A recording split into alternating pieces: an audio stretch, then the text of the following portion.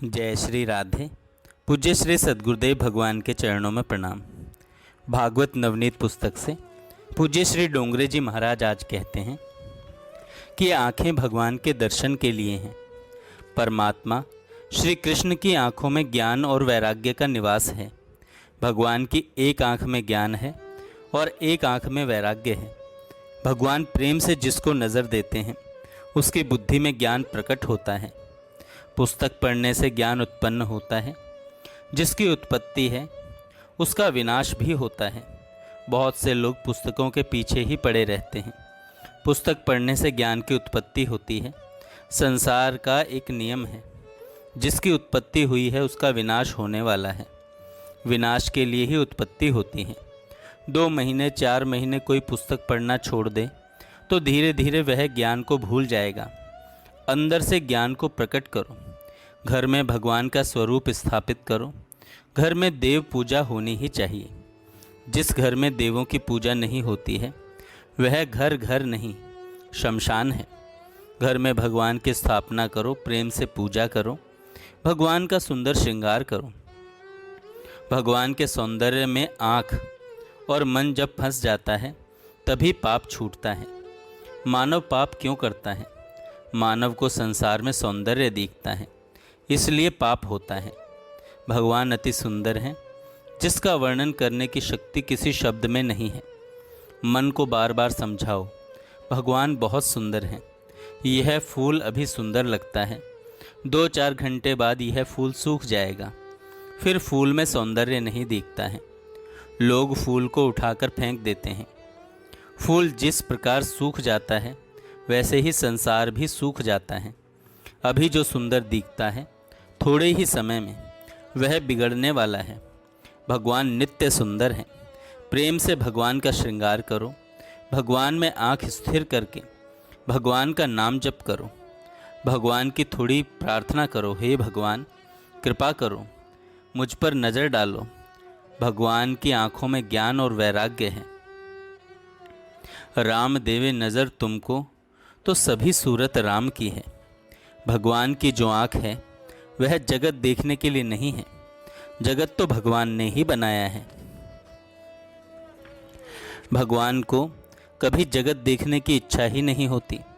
भगवान की जो आँख है वह जीव का आकर्षण करती है। भगवान सुंदर हैं। प्रभु की आँख अति अति सुंदर है। भगवान की आँख में केवल प्रेम भरा हुआ है। भगवान सभी को प्रेम से देखते हैं। भगवान तो जीव को देखते हैं। ये जीव भगवान का दर्शन नहीं करता है। कितने लोग ऐसे होते हैं जो दिन में 1 बार 2-4 बार दर्शन करने के लिए जाते हैं। उनको ऐसा लगता है कि मैं 4 बार दर्शन करता हूँ। दूसरे लोग तो 1 बार भी दर्शन नहीं करते हैं। आप भगवान का दर्शन 4 बार करते हैं, अच्छा है। भगवान कहते हैं, बेटा तू 4 बार मेरा दर्शन करता है, तुम्हें खबर नहीं है कि 24 कला तुम्हारा दर्शन मैं कर रहा हूँ। भगवान सर्वकाल और सभी को देखते हैं। ये जीव ऐसा दुष्ट है कि शांति से भगवान का दर्शन नहीं करता है। भगवान के दर्शन में जिसको तृप्ति होती है वह वैष्णव नहीं है। भगवान बहुत सुंदर हैं। क्षण क्षण में अलौकिक आनंद देते हैं। भगवान में आँख स्थिर करो। कदाचित मन चंचल हो जाए तो भले हो जाए। आँख को स्थिर करो। आँख भगवान में रखो और भगवान के नाम का जप करो। भगवान से प्रार्थना करो, हे नाथ मुझ पर अपनी कृपा करो। भगवान जिसको नज़र देते हैं, जिस पर कृपा करते हैं, उसकी बुद्धि में ज्ञान प्रकट होता है। जो ज्ञान अंदर से प्रकट होता है वह कायम रहता है। वह कायम रहता है। बाहर से जो ज्ञान अंदर आता है वह टिकता नहीं है। वह टिकता नहीं है। भगवान प्रेम के भूखे होते हैं। आप ऐसा सोचें कि मेरे घर में भगवान आए, मेरे घर में भगवान भोजन करें। मुझे देखना है कि भगवान कैसे भोजन करते हैं। भक्ति उसकी सफल है जब भगवान को भूख लगती है। भगवान जब मांग करके खाते हैं। जहाँ अतिशय प्रेम होता है वहाँ मानव भी मांगता है, मुझे भूख लगी है, मुझे कुछ खाने को दो। और जहाँ कम प्रेम है वहाँ कोई दे तो भी मानव लेता नहीं है। अतिशय प्रेम होने पर मानव भी मांगता है। परमात्मा के साथ ऐसा प्रेम करो। वेदों में ऐसा वर्णन आया है कि भगवान को भूख नहीं लगती है, भगवान को कभी प्यास नहीं लगती है। भगवान आनंदमय हैं। गंगा मैया को कभी प्यास नहीं लगती है। संसार वृक्ष है। संसार वृक्ष में दो पक्षी बैठे हैं। जीव रूपी पक्षी विषय रूपी फल खाता है तो भी दुर्बल है। दूसरा जो पक्षी है उसका नाम शिव है। जीव और शिव संसार वृक्ष में बैठे हैं। शिव रूपी पक्षी कभी फल नहीं खाता है, पुष्ट है। परमात्मा आनंद स्वरूप होने से भगवान को कभी भूख लगती नहीं है। भगवान कभी खाते नहीं हैं। भगवान तो सभी को खिलाते हैं। भगवान विश्वंभर हैं। थोड़ा सा विचार करो, भगवान को भूख लगे तो भगवान की भूख भी भगवान के जैसी ही होगी। भगवान की भूख कौन शांत कर सकता है? भगवान को किसी वस्तु की भूख नहीं है। भगवान सदा के लिए प्रेम के भूखे हैं। परमात्मा जीव को प्रेम ही देते हैं और परमात्मा जीव से प्रेम ही मांगते हैं। बहुत से लोग भगवान को पैसा दे करके समझा देते हैं, मैंने 1000 रुपये भेंट दी है। परमात्मा तो प्रेम मांगते हैं। पैसे से आप किसी गरीब को प्रसन्न कर सकते हैं। पैसे से कोई परमात्मा को प्रसन्न नहीं कर सकता।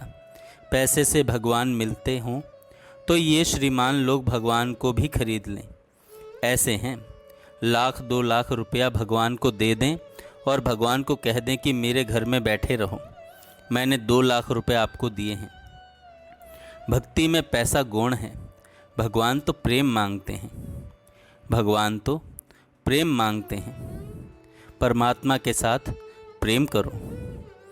विदुर जी का कैसा प्रेम था। 12 बरस तक विदुर जी छोटी सी झोपड़ी में पत्नी के साथ में रहे। दिन भर भक्ति करते। जब बहुत भूख लगती तब टिक्कड़ खाते। आप ऐसी इच्छा रखो कि मैं भी विदुर जी के जैसी भक्ति करूँगा तो आपके घर में भी भगवान आएंगे। भक्ति का फल भोग नहीं है, भक्ति का फल भगवान है। विदुर पत्नी का हृदय प्रेम से भर गया था। किसी वैष्णव के हृदय में प्रेम जब बहुत बढ़ जाता है तब भगवान को भूख लगती है। भगवान मांगते हैं। भगवान मांगते हैं। जय श्री राधे। आगे हम कल सुनेंगे। जय श्री राधे। पूज्य श्री सद्गुरुदेव भगवान के चरणों में प्रणाम। भागवत नवनीत पुस्तक से पूज्य श्री डोंगरे जी महाराज आज कहते हैं